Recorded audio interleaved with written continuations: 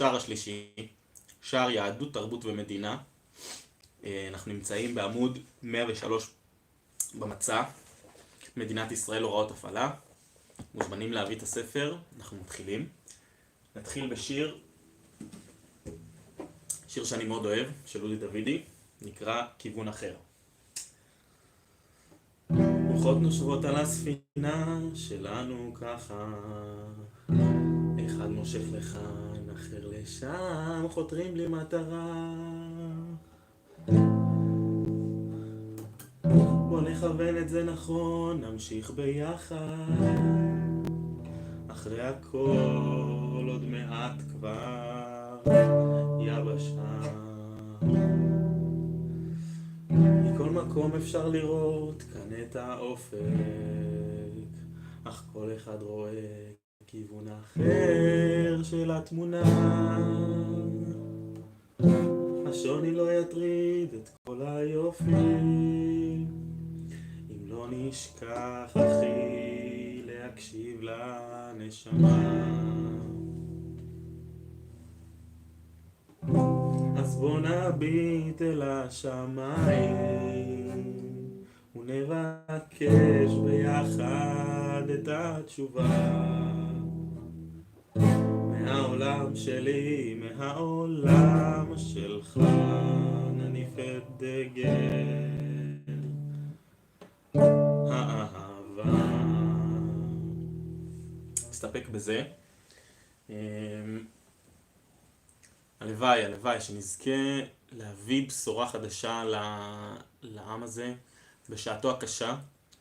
עברנו כבר 200 ימים למלחמה, המון, ואין לנו באופק איזשהו כיוון במדינה, ואני חושב שזאת הסיבה שגרמה לי באופן אישי באיזשהו מקום לשנות פאזה ולהבין שיאללה, מה עושים? בוא נתפוס את עצמנו בידיים. והנה אנחנו כבר פרק רביעי בסדרה, השער השלישי, שער שעסוק ביהדות, תרבות ומדינה. המון נושאים סופר מעניינים שעוסקים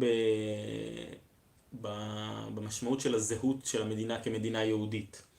יורדים לפרטים בגיור, יורדים לפרטים בנישואין, ברבנות הראשית, בדת ומדינה, כל מה שנוגע לזה.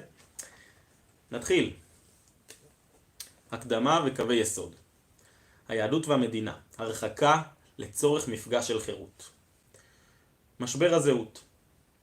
הדת היהודית היא התצורה המצומצמת שהתפתחה מתוך תורת ישראל השלמה, לשמירת זהותו של העם היהודי בגלות.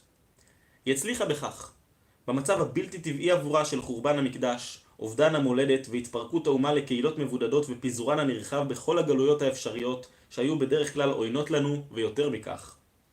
עמידתה הפלאית באתגר שימור הזהות אינה זקוקה להוכחה. אולם, מששב העם למולדתו, הדת לבדה לא הספיקה יותר כדי לפרנס מבחינה תרבותית ורוחנית עם שלם וחי. יתרה מכך, חלק ניכר מהתנועות שהיו בפועל בעלות האנרגיות שנדרשו בכדי לאסוף את העצמות היבשות ולבנות מחדש גוף חי של אומה במולדתה, ראו בדת ובגילויה אבן נגף. תהליך שיבת ציון והדבקות בדת היהודית נתפסו פעמים רבות כסותרים זה את זה, הן על ידי רבים מהדתיים והן על ידי חלוצי הציונות החילוניים. בימינו מוצאים עצמם כל חלקי החברה במשבר מהותי. בעיני זהות, משבר זה הוא הסכנה הגדולה ביותר לעתידה של מדינת ישראל.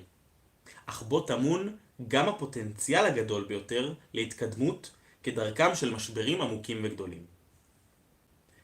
הכפייה כגורם מפלג. אבן הנגף העיקרית המונעת את התפתחות הדינמיקה הזאת לכיוון של סינתזה מבריאה היא הכפייה. כפייה תרבותית, כפייה דתית וכפייה חילונית. לכל המעורבים יש אמנם אינטרס משותף, זהות שורשית ומשמעותית לעצמנו ולמדינתנו. אך כל הצדדים נרתעים מלקדם זאת, כשנדמה לצד אחד כי צד אחר מנסה לאכוף עליו לחיות על פי דרכו. כך מצד אחד קיים בישראל חוק האוסר על מכירת חמץ בפסח, אך כל המעוניין למכור מוכר חמץ כאוות נפשו. מאידך, אין בישראל חוק המחייב יהודים למול את בניהם.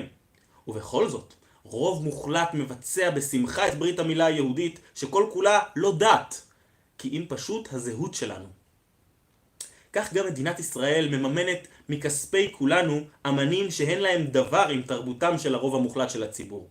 ובאופן קבוע, ציבורים שלמים במדינה מרגישים מופלים מבחינה תרבותית על חשבון ציבורים אחרים.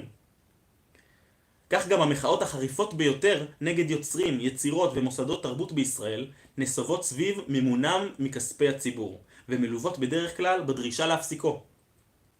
אזרחי ישראל מסוגלים לסבול ולהכיל את ביטוין של השקפות המנוגדות לתפיסת עולמם, בתנאי שהביטוי לא נעשה בשמם ולא ממומן מכספם.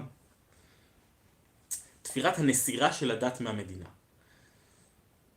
במסגרת החוכמה הפנימית של היהדות, המכונה קבלה, קיים מושג הנסירה, המבטא הפרדה של דברים המחוברים לכתחילה, לא לשם הפירוד, אלא על מנת שיתחברו מחדש באופן שלם, חירותי ומוסרי יותר. תפיסת יסוד יהודית זו היא תפיסתנו בנוגע ליחס בין מדינת ישראל לבין תרבותה ויהדותה. הגיע הזמן לערוך נסירה שכזאת בין המדינה לבין התרבות והדת, ולתת להם להתחבר מחדש על בסיס של חירות אמיתית וביטוי אמיתי וחי. לא מדינת כל אזרחיה. איננו דוגלים במדינת כל אזרחיה המנוכרת לעם היהודי, לתורתו ולתרבותו. אדרבה, דבר שכזה הוא סילוף מוחלט, וגם איננו אפשרי באמת, שכן אין לכך אחיזה במציאות.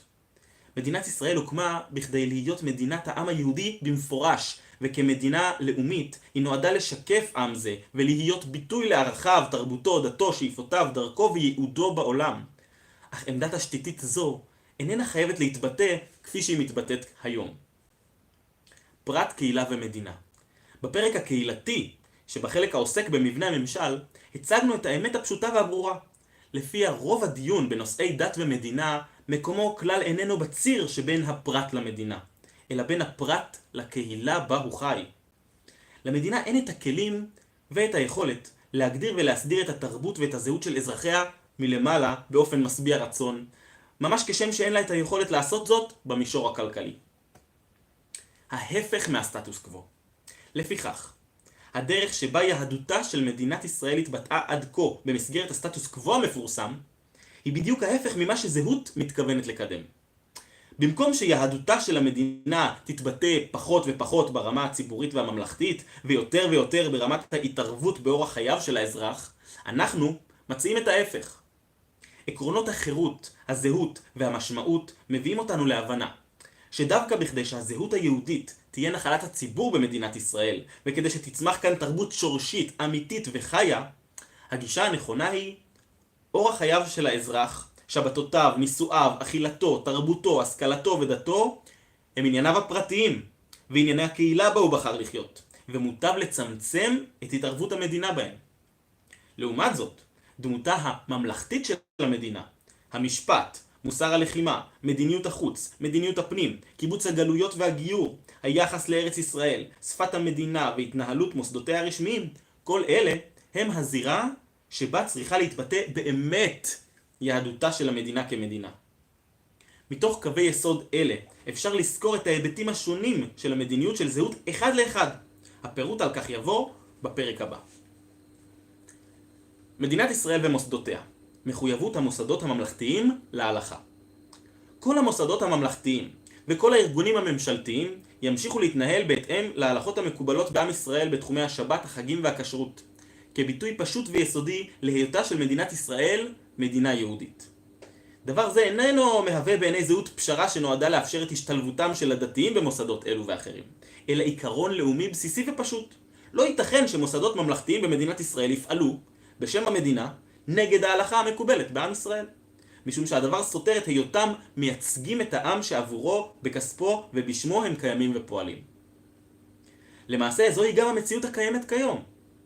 אלא שהדרך במציאות זו נתפסת בישראל אינה ניתנת לניתוק מהמאבק הכולל על ממדי ותחומי הכפייה.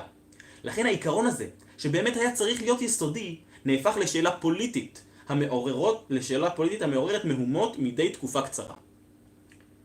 כנגד התהליך העקר הזה הנמשך מראשית הציונות, זהות סבורה כי העיקרון של מחויבות המוסדות הממלכתיים להלכה איננו צעד ראשון בכפיית ההלכה על כל המדינה, אלא להפך.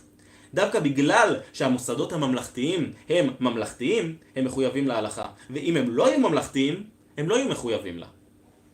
באותה ודאות שבה אנחנו דורשים שהאוכל במזנון הכנסת יהיה כשר, אנחנו דורשים גם שהבחירה אם לספק אוכל כשר לכלל העובדים בעסק פרטי תהיה של בעל העסק. באותה ודאות שבה אנחנו דורשים שרכבת ישראל וחברת החשמל, כל עוד הן מהוות זרועות ממשלתיות, ישמרו על השבת בפעילותן השוטפת, כך אנחנו דורשים שהממשלה לא תקבע לחברות ומפעלים פרטיים האם הם יוכלו לעבוד בשבת, ותשאיר שאלה זו בידי הקהילות המקומיות, כל אחת לפי בחירתה. צבא ההגנה לישראל.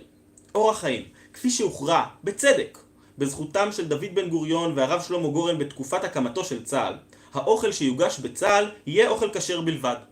שמירת השבת בצה"ל תהיה ממלכתית ומחייבת בכל הקשור לפעילות מבצעית. ופקודה הדורשת לחלל את השבת ללא סיבה מבצעית תחשב פקודה בלתי חוקית בעליל, המצדיקה סירוב פקודה.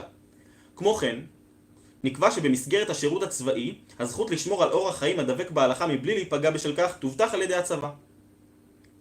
במסגרת יסוד זאת, שהייתה בשעתה מעין פשרה שנועדה לאפשר לחיילים דתיים לשרת בצה"ל שלא ביחידות דתיות נפרדות, אלא כחיילים מן המניין, איננה נתפסת בעיני זהות כפשרה, אלא כמציאות מחויבת מבחינה מוסרית לאומית ממלכתית. מסגרת לאומית שמייצגת את עם ישראל מחד, ומאידך מגייסת לשורותיה את כולם בכפייה, מחויבת בפשטות לספק לכלל הבאים בשורותיה תנאים לחיות בהתאם לצו תרבותם היהודית. חיל החינוך ותודעה יהודית. מאידך, השימוש הנעשה בצבא בשנים האחרונות וגם בעבר, על מנת לחנך מחדש את החיילים והפיכת הצבא לזירת הקרב הלוהטת ביותר במדינת ישראל בין מגמות החילון לבין מגמות החזרה בתשובה, חוטא לתפקידו של הצבא. בעיני זהות, מסגרת לאומית קיומית כמו הצבא, הנהנית מזכות ייחודית של כפיית גיוס על הציבור, אינה רשאית לעסוק בחינוך בכפייה של הבאים בשורותיה מעבר למה שדרוש לרוח הלחימה. הצבא איננו המקום לעצרות התעוררות לקראת הימים הנוראים בנוכחות חובה כפי שהיה נהוג בשנות ה-50, וגם לא המקום לסדנאות חובה על דמוקרטיה, פלורליזם ושוויון כפי שנהוג היום. תפקיד מערך החינוך הצה"לי הוא להגביר את רוח הלחימה ולהטמיע את מוסר הלחימה בקרב החיילים, לא יותר ולא פחות. יחידות מעורבות בצבא. יחסה של זהות לנושא זה דומה ליחסה לנושא החינוך בצה"ל. תפקידו של צה"ל הוא לנצח במלחמות ולשמור על ביטחונה של מדינת ישראל. אין זה מתפקידו לשמש לא ככור ההיתוך ולא כמעבדה אנושית. הקריטריון על פיו צריך לבחון את עצם התאמתם של נשים וגברים לתפקידים השונים הוא בראש ובראשונה הקריטריון המבצעי בלבד. מנגד, אופן שילובם של נשים עם גברים בתפקידי לחימה בפרט ובצבא בכלל חייב להתבצע תוך התחשבות בעולמם הערכי של כלל החיילים ובנורמות הצניעות שאליהן מחויבת החברה. אין שום סיבה לחייב חייל לשמוע שירת נשים, ובוודאי שאין שום הצדקה לחייב חיילים לשרת ביחידות מעורבות שאינן מאפשרות לשמור על תנאי צניעות מינימליים. עם זאת, בוודאי שבכל תפקיד צבאי שבו השילוב בין שני המינים נחוץ ויעיל וניתן לקיימו מבלי להגיע למצבים בהם אין אפשרות לשרת בתפקידים מסוימים תוך שמירה על גבולות הצניעות וההלכה, יש לעשות זאת כל עוד מודל גיוס החובה הנהוג היום ממשיך.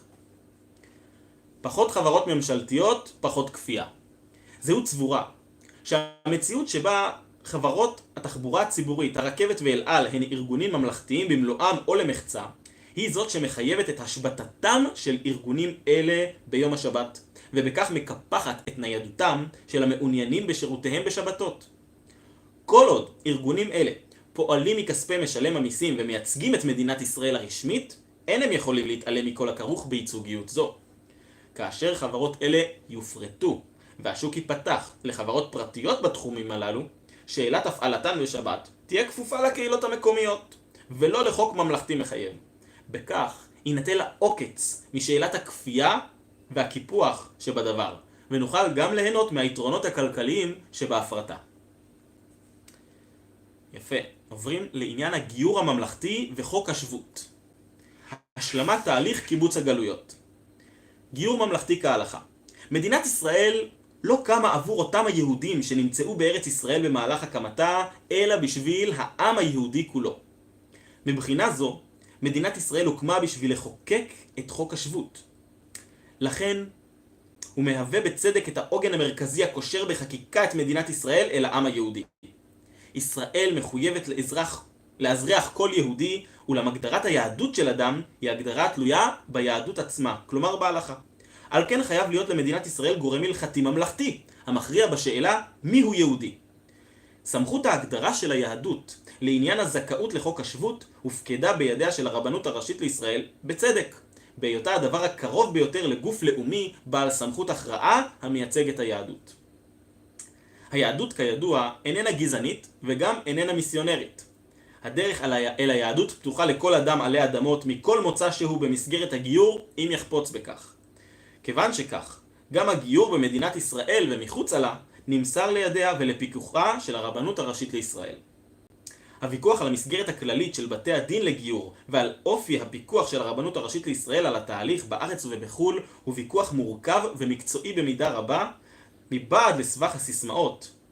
אך העיקרון הכללי הבא נתפס בעיני זהות כנכון, צודק ונחוץ. הגיור המקנה זכאות לעלייה לארץ ישראל וקבלת אזרחות ישראלית במסגרת חוק השבות צריך להתבצע כהלכה המקובלת בעם ישראל על ידי בתי דין שהוסמכו לכך או שהוכרו על ידי הרבנות הראשית לישראל. שאלת הגיור לעניין רישום הנישואין איננה רלוונטית בענייננו, מכיוון שזהות סבורה כי יש לבטל את רישום הנישואין. מי זכאי לעלות? עדכון חוק השבות. כאשר חוק השבות נחקק, בקרבת זמן של ממש לשואה ואימיה, הודגש חוסר ההיגיון לכאורה, בכך שאנשים שנרדפו על ידי הנאצים ושרדו את מחנות הריכוז וההשמדה בתור יהודים, לא יהיו רשאים לעלות לארץ ולהתאזרח במידה והם אינם יהודים לפי ההלכה. בעקבות זאת, חוק השבות הוגדר על בסיס הגדרת היהדות של ההלכה היהודית, תוך הכללה בפועל של בן או בת זוגו, ילדיו ונכדיו של היהודי, הכללה שהוגנה מבחינה חוקית מאוחר יותר בשנת 1970 במסגרת סעיף הנכד. כך, יהודי הנשוי לאישה שאיננה יהודייה, מעניק זכאות להתאזרח לאשתו ולכל ילדיו ונכדיו ולבני ולבנות זוגם, אף על פי שהוא היהודי היחיד מבחינת ההלכה מבין כולם, אפילו במקרה שהוא עצמו אינו עולה לארץ. בעיני זהות, הרחבה זו של חוק השבות, על אף ההיגיון האנושי הרב שבה, יכלה לקבל מענה טוב יותר גם אז, אם היו מוותרים על האזרוח ומאפשרים עלייה ותושבות קבע בלבד, כפי שנקבע ביחס ליהודים שהתנצרו בעקבות מקרה האח דניאל. ברם, מה שהיה היה, ומה שנקבע אז כבר נקבע, ופנינו נשואות אל העתיד. בני משפחות הזכאים שחוק השבות לא חל עליהם. ההרחבה של חוק השבות לא פתרה את כל הבעיות האנושיות, וגם לאחר הרחבת חוק השבות עדיין קיימים מצבים בהם רק חלק מבני אותה משפחה זכאים לעלייה לפי חוק השבות. כך למשל, החוק אינו מתייחס כלל למעמדם של נינים של יהודים שהוריהם מבקשים לעלות לפי חוק השבות, או לילדים מנישואים קודמים של בני זוגם של עולים מתוקף חוק השבות. מעמדם של בני המשפחות האלה נקבע בפועל על ידי נהלי משרד הפנים, או במקרים מורכבים ונדירים על ידי פנייה לבית המשפט. המצב כיום, הרחבה זו של חוק השבות גם על צאצאי יהודים שאינם יהודים על פי ההלכה עד הדור השלישי, גררה ביקורת נוקבת של דמויות מסוימות, כגון הרבי מלובביץ' ואחרים, מזה עשורים רבים, אך לא זכתה להד פוליטי משמעותי. נושא זה נחשב כהצהרתי בלבד, מכיוון שהנחת העבודה הייתה שמי שאיננו יהודי וציוני, ממילא לא יעלה למדינת ישראל, אלא אם כן הוא נרדף בארצו. ואילו הארצות בהן יש שיעור התבוללות ניכר, אינן הארצות בהן יהודים נרדפים. הנחה זו הפכה להיות לא רלוונטית, כשם שגם עצם הנחת היסוד של הגיור ב2000 השנים האחרונות הפכה להיות לא רלוונטית. ביסוד הגיור עומדת ההנחה שאדם לא יהודי המעוניין להתגייר הוא ככל הנראה אידיאליסט, מכיוון שלחיות כיהודי קשה הרבה יותר מאשר לחיות כלא יהודי. כל זה היום הוא נחלת העבר. מדינת ישראל היא מדינה משגשגת ומתקדמת שמהווה יעד הגירה משובח ומועדף בעיני בני אדם במרחבי העולם, ובפרט ממקומות בהם הייתה אוכלוסייה יהודית מבוללת. גל העלייה האדיר ממדינות ברית המועצות המפורקת שפקד את מדינת ישראל בתחילת שנות ה-90 היה הביטוי ההמוני הראשון של התופעה. במדינות חבר העמים, שחלקן היו על סף רעב של ממש, נמצאו די ויותר נכדים של יהודים שרצו לעלות למדינת ישראל, וכן זוגות מעורבים של יהודים ולא יהודים שמספרם הגיע לעשרות אלפים ויותר. כך לראשונה נוצרה בישראל מציאות של מיעוט משמעותי שאיננו יהודי על פי ההלכה, אך מעורב עם הציבור היהודי. עם זאת, גל העלייה הגדול מברית המועצות היה רק נקודת הפתיחה של עלייה מתמדת ויציבה ממדינות חבר העמים של אלפים רבים של אנשים שאינם יהודים על פי ההלכה, והקשר שלהם עם היהדות הוא פחות ופחות ברור, הן הלכתית והן לאומית. תופעה זו מסכנת באופן ממשי את יהדותה של מדינת ישראל, ומייצרת פוטנציאל אמיתי של משבר התבוללות בתוך המדינה. בעוד שההצדקה ההיסטורית שהייתה לה בסמיכות לקום המדינה הולכת ומתפוגגת. קיומו של מיעוט גדל והולך של אוכלוסייה שאין לה זיקה לאומית ודתית לעם היהודי איננו דבר של מה בכך, והוא בעל השפעה על דמותה של המדינה הרבה יותר מהמיעוט הלאומי הערבי. זאת מכיוון שהמיעוט הערבי איננו עושה דבר על מנת לטשטש את זהותה של מדינת ישראל כמדינת העם היהודי. ואילו טשטוש הגבולות בין יהודים לבין לא יהודים עשוי להביא לראשונה לקרע ממשי בין הזהות הישראלית לבין זו היהודית, שיהיה מעוגן במציאות משפחתית של נישואי תערובת בהיקף לאומי. מעבר לכך, מכיוון שרבים מאוד מבין העולים למדינת ישראל שאינם יהודים מגיעים אליה בתור מהגרי עבודה ומבקשי שיפור איכות חיים לכל דבר ועניין וללא שום זיקה למדינת ישראל או לעם היהודי, יש לשים את הדברים על השולחן ולהתייחס אל מציאות זו כאל הגירה ולא כאל חלק מתהליך קיבוץ הגלויות. התיקון המוצע מקטינים את הפער. כפי שצוין, חלק גדול מן המדיניות הנוגעת לסוגיות חוק השבות נקבע בימינו בפועל על סמך פסיקות בית המשפט והחלטות ממשלה.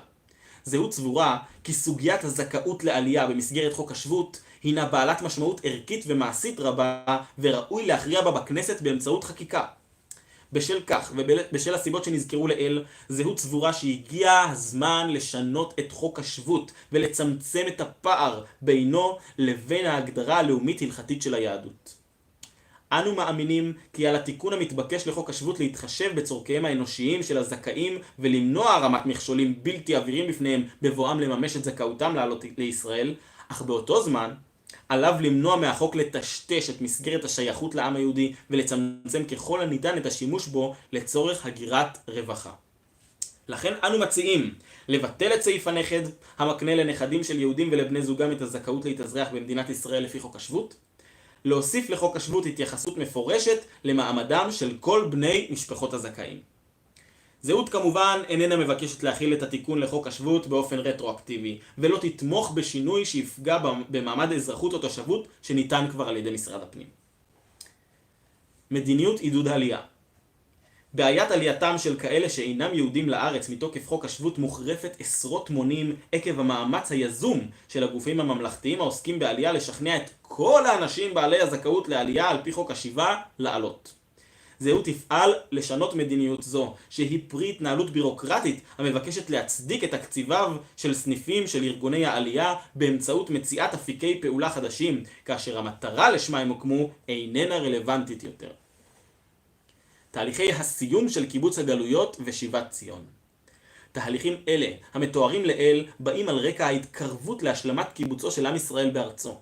מציאות זו, בה רובו של עם ישראל נמצא בפועל בארץ ישראל, היא הישג שמושג בימים אלו ממש.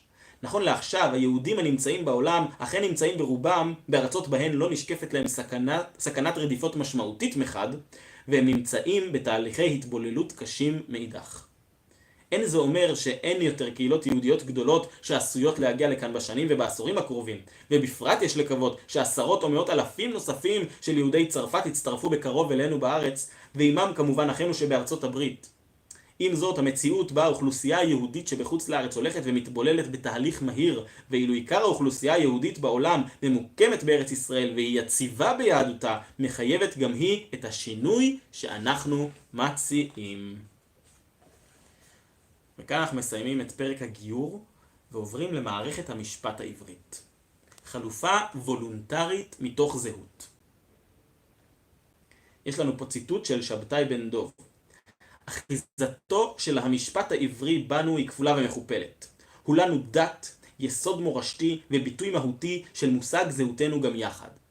ממש כשם שאת ארץ ישראל והשפה העברית רוצים אנו מלכתחילה ודווקא, כביכול בין אם טובות או רעות הן, כן גם רוצים אנו ממילא את חידוש המשפט העברי. החזון. החוק והמשפט אינם כלי טכני ניטרלי להסדרת התנהלות חיינו, אלא הם הביטוי הממלכתי לתרבות, לערכים ולזהות הלאומית של כל עם במדינתו. דבר זה נכון שבעתיים ביחס לעם ישראל, שמערכת המשפט המקורית שלו, המשפט העברי, נתפסה בעיניו לאורך כל התקופות ובכל התפוצות כביטוי יסודי של דרך החיים היהודית, ולא רק בתחומים הדתיים, אלא דווקא ובעיקר בתחומי המשפט האזרחי. זהות תפעל להחייאתו המעשית של המשפט העברי בשלמותו, כמערכת שפיטה אזרחית חלופית וולונטרית, המקבילה למערכת המשפט האזרחית הקיימת, ונהנית מהכרה מלאה של המדינה בתנאי שהשימוש בה מוסכם על שני הצדדים. הקמת מערכת זו תהווה נדבך מרכזי ותשתיתי של זהותה היהודית הממלכתית של המדינה, ואבן יסוד בתחיית התרבות היהודית כתרבות לאומית שלמה.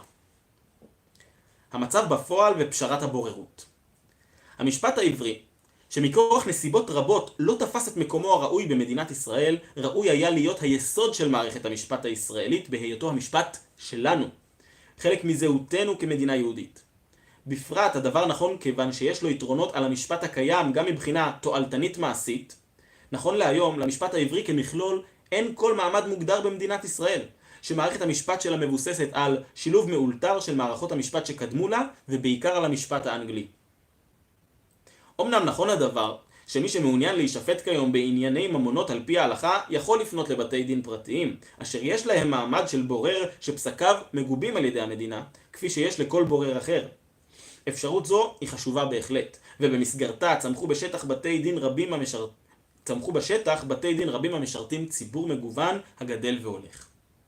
אך יש לזכור שאין באפשרות הזאת שום קשר לזהותה של מדינת ישראל כמדינה, שכן באותו האופן בדיוק ניתן לפתוח בית דין לענייני ממונות במעמד של בורר, שיפסוק על פי חוקי חמורבי או על פי המשפט הטורקי במידה ואין בהם סתירה לחוקי המדינה. ממלכתיות המשפט והמדינה היהודית. מערכת המשפט היא מיסודי היסודות של מושג המדינה ואחת מתכליות קיומה המרכזית. בעיני היהדות, החובה האנושית לקיים מערכת משפט המאפשרת חיי חוק השואפים לצדק היא חובה אוניברסלית יסודית הקודמת לתורה ומצוותיה, והיא מצוות העשה היחידה החלה על כלל האנושות. מרכזיות זו מכתיבה את הטבעיות של עיקרון ביטוי זהותה של המדינה במערכת המשפט שלה. מדינת ישראל של היום עושה את ההפך, ומשאירה את הזהות היהודית לתחומים הקשורים דווקא לחיי הפרט כגון כשרות ונישואין. זהות מתנגדת להנחה שמדובר במצב טבעי ונכון, וסבורה שהאוצרות הגנוזים של המשפט העברי צריכים לקבל מעמד חוקי ממלכתי במדינת ישראל, כפועל יוצא פשוט של היותה מדינה יהודית. הפגם שבניסיונות השילוב. יש לנו פה ציטוט של הרב שאול ישראלי. הדרך של הכנסת רוח התורה באותם חוקים המנוגדים לתורה יוצרת רק אשליה. אין תועלת בכל העניין הזה, יש בזה אפילו קלקול. חצאי אמת גרועים מן השקר. עיקר המאבק צריך להיות על הרחבת סמכויות בתי הדין. מאז קום המדינה, וגם לפני כן, ועד היום הזה, מרבים לדבר על הצורך שבשילוב המשפט העברי במשפט הממלכתי של מדינת ישראל. המפלגות המתיימרות לחלוק כבוד לזהות היהודית הרבו להצהיר על מחויבותן לעניין זה ב-70 השנים האחרונות. לפעמים מדובר בדרישות מרוככות מאוד, כגון שאיבת השראה מהמקורות המשפטיים אשר ביהדות, ולעיתים מדובר בדרישות נחרצות יותר, כגון אימוץ התורה והלכותיה כחוקתה של מדינת ישראל. בעיית הסילוף. לגישה זו היו עליות וירידות מבחינת יישומה בשטח, ודוגמה חשובה שלה ניתן למצוא בפתיחתו של חוק יסוד השפיטה, הקובע ברוח זו כי ראה בית המשפט שאלה משפטית הטעונה הכרעה ולא מצא לה תשובה בדבר חקיקה, בהלכה פסוקה או בדרך של היקש, יכריע בה לאורך עקרונות החירות, הצדק, היושר והשלום של מורשת ישראל. לכאורה מדובר בהתחייבות ממש להתייחס למקורות היהדות כאל מקורות המשפט הישראלי המוגדרים בחוק. ברם, התבוננות בניסוח הזה חושפת בגלוי שמחויבות זו איננה קונקרטית כלל, ואיננה קשורה אפילו בעקיפין לתוכן ספציפי כלשהו, ובפרט לא להלכות הספציפיות והעקרונות הספציפיים של המשפט העברי ככתבו וכלשונו. יתר על כן, גם כאשר המשפט העברי מוכנס לתוך מערכת המשפט הישראלית הממלכתית, הדבר נעשה תמיד תוך לקיחת החלקים של המשפט העברי שתואמים את השקפת העולם של הצדק, היושר והשלום, כפי שמבינים אותה השופטים. ואילו את החלקים אשר אין הם תופסים ככאלה, הם משמיטים בקלות רבה תוך סילוף מהותי של התוכן המקורי. בעיית הכפייה. הצד השני של מטבע הסילוף היא הכפייה. מדינת ישראל מנועה מלאמץ את המשפט העברי לפרטיו כמשפט מחייב ובלעדי, משום שתהיה בכך כפייה של מוסד דתי במהותו על כלל אזרחי המדינה. רק מי שמעוניין להתעלם מן הבעיה היסודית הזאת יכול לקדם בכנות אג'נדה של אימוץ המשפט העברי במדינה כמשפט מחייב על כלל האזרחים. היבט נוסף, פרקטי יותר, של בעיית הכפייה שבהחלת המשפט העברי כנורמה המשפטית של מדינת ישראל, הוא בדרישה הכלולה בו משופטים שאינם מחויבים ליהדות באופן מעשי, לשפוט על פי חוקיה והנחות היסוד של משפטיה המלאים בתוכן ערכי ישיר של היהדות, וגוזרים ממנו את הפתרונות המשפטיים. יהיה זה תמים ואף לא צודק לדרוש משופט כאהרון ברק שישפוט על פי המשפט העברי ולצפות שהוא יסכים לעשות זאת באופן מן למקור. כישלון השילוב במשפט האזרחי למעשה. בשנות ה-60 במסגרת המחלקה לתכנון החוק במשרד המשפטים נעשתה על ידי שבתאי בן דוב, מגדולי ההוגים היהודיים במאה האחרונה, עבודה כבירה של ניסוח חוקים למשפט האזרחי מתוך מקורות היהדות במישרין. בן דוב היה מודע היטב לבעייתיות המובנית של ניסיונו, לאור הבעיות לאל, והצדיק אותו כך. יכולה להיות משמעות היסטורית לדברים בדרך עקיפין, אם לא נאמץ לנו רק איזה שניים אוחזין בטלית במנותק, אלא נכיר בתוקף המחייב של מסכת דינים עבריים באשר היא. או לפחות אם מערכת דינים מסוימת שהכנסת תחוקק תהיה פשוט ובמכוון ניסוח חדש של מסכת דינים מתורת ישראל למקורות. ואולם, גם הוא דחה מחד את הכנסתם של יסודות עבריים למשפט הממלכתי כקישוטים, ומאידך ידע בבירור שאין אפשרות להטמיע את המשפט העברי במדינה באופן ממלכתי בהיקף כולל כלשהו. מכל מקום, גם עבודתו הגדולה, שלא נעשה דבר דומה לה מאז ועד עתה, נגנזה כלאחר יד עם החלפת שר משפטים אחד במשנהו, מתוך הנימוק של חוסר המעשיות והטעם שבדבר, ובכך הקיץ הקץ על ניסיונות מסודרים בעלי מעוף מערכתי לשילוב המשפט העברי בתוך החקיקה. זהות סבורה שגם אם היה סיכוי לשיטה זו להניב פירות של ממש לפני מספר עשורים, כיום אין תועלת בניסיון להמשיך וללכת בדרך זו של הרכבת מין בשאינו מינו, לא מבחינה פרקטית ולא מבחינה מהותית. הכישלון המעשי המהדהד של הניסיונות ליישם גישה זו בשטח לאורך 7 עשורים מבטא את כישלונה המובנה.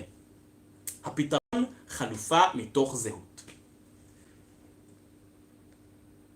מתוך הכרת חוסר הרלוונטיות של החלפת המשפט הממלכתי הקיים במשפט העברי, ומתוך הכרה בצורך הקיומי לתת ביטוי ממלכתי עקרוני ומעשי גם יחד למשפט העברי כביטוי של זהותה היהודי של המדינה, זהות עלתה על נתיב חדש ישן ביהדות עצמה, הנותן מקום לשתי המערכות במקביל.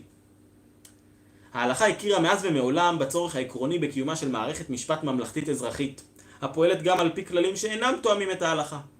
מערכת זו נועדה לפעול במקביל ובכפוף למערכת המשפט העברי ולהסדיר בחיים הממלכתיים היהודיים בעיות מעשיות אשר אין להם פתרון קל במסגרת המשפט ההלכתי. זהות תפעל בהשראת עמדה זו, אם כי ללא הכפפה של מערכת אחת לשנייה, על מנת להגדיר את המשפט העברי כמשפט ממלכתי, מקביל, מוכר במדינת ישראל, אוטונומי מחקיקת הכנסת, כשם שהחקיקה הדתית תמיד הייתה אוטונומית מהתערבות המדינה. תוקף הפסיקות של בתי הדין העבריים המוכרים על ידי המדינה יהיה זהה לתוקף הפסיקות של בתי המשפט האזרחיים, בכפוף לשני סייגים המפורטים להלן. משפט עברי אזרחי למעוניינים בכך. המשפט העברי יחול בתחום האזרחי בלבד. תחום השיפוט של בתי הדין העבריים ישתרע על המשפט האזרחי בלבד ולא יכלול את הדין הפלילי. דהיינו, המדינה לא תתבע גנבים ורוצחים באמצעות בתי הדין העבריים, אלא באמצעות מערכת המשפט הממלכתית הקיימת בלבד. זאת לא רק כפשרה טכנית הנובעת מן הקושי לנהל מדינה עם מערכות משפט מקבילות וסותרות, אלא גם מסיבה מהותית. אמנם נכון הדבר שבתי הדין התורניים דנו בהחלט בנושאים פליליים ואף פסקו עונשים, אך ידוע שהמשפט העברי לא יתעסק בדין פלילי ממלכתי ממוסד כבר 2000 שנה, גם מתוך ויתור מודע ומכוון על סמכותו בתחום, וגם ובעיקר בעקבות הגבלות על סמכותו מצד השלטונות. לכן נכון לעכשיו פשוט אין ליהדות מספיק מה להציע בתחום, בנוגע למשפט אזרחי הכולל את כל הטווח של דיני הממון בתי הדין של עם ישראל. פנייה לבית המשפט העברי רק בהסכמת שני הצדדים. בתי הדין העבריים המוסמכים על ידי המדינה יהיו מורשים לדון אך ורק במקרים בהם שני הצדדים מעוניינים במפורש לשטוח את טענותיהם בפני בית הדין העברי. בכל מקרה שבו אחד הצדדים יהיה לא מעוניין בכך, בית הדין העברי יהיה מנוע מלהתייחס לטענת הצד השני, ובעלי הדין יופנו למשפט האזרחי הכללי. זהות סבורה שכשם שהמעמד הממלכתי של המשפט העברי צריך להיות ביטוי מרכזי של זהותה היהודית של מדינת ישראל, כך אסור שזהות זאת תיכפה בכוח החוק על מי שאיננו מזדהה איתה. המשפט העברי איננו דבר ניטרלי כלל וכלל, אלא נטוע כולו בתוך התרבות היהודית לכל רבדיה, והשימוש בו ככלי לפתרון בעיות משפטיות צריך להתבצע מתוך בחירה. ההשלכה המעשית, גיבוי ממלכתי ואוטונומיה. ההבדל המהותי בין המצב שזהות מבקשת להגיע אליו לבין המצב הקיים היום הוא בשאלת ריבונות המשפט העברי. במצב שאנו מציעים, כאשר בית הדין העברי יפסוק במקרה משפטי בין שני צדדים שהיו מעוניינים בשירותיו, פסיקתו תהיה מחייבת על פי חוקי מדינת ישראל ללא תלות במערכת המשפט הקיימת. רשויות החוק יחויבו לממש את פסקי בתי הדין העבריים מכוח מעמדם כבתי משפט ממלכתיים, כפי שהן מחויבות לממש את פסקי בית המשפט האזרחי כיום. מעבר לכך, במקרה שאחד הצדדים ירצה לעתור נגד פסק של בית הדין, הוא יוכל לעתור רק לערכאה עליונה יותר של בתי הדין העבריים. מרגע שהחליט שעניינו יתברר בבית הדין העברי, לא תהיה לו הזכות לפנות למערכת משפט אחרת בעניין זה, ולא תהיה למערכת המשפט האזרחית הכללית סמכות לעסוק בו. תחיית היהדות כתרבות לאומית רלוונטית. זהות סבורה שמתן מעמד ממלכתי למשפט העברי והופעת מערכת משפט ממלכתית המשרתת את הציבור על פיו יהוו אבן דרך יסודית בהתנערותה של היהדות מהצמצום הגלותי אל תחומי אורח החיים והמצוות הנוגעות לפרט בלבד, בחזרתה אל מה שהיא תמיד נועדה להיות, תרבות לאומית שלמה, המתייחסת ופותרת את כל בעיות החיים כולן בכל ובקודש ברמת הכלל ובפרט, על פי הנחותיה שלה ומקורותיה שלה.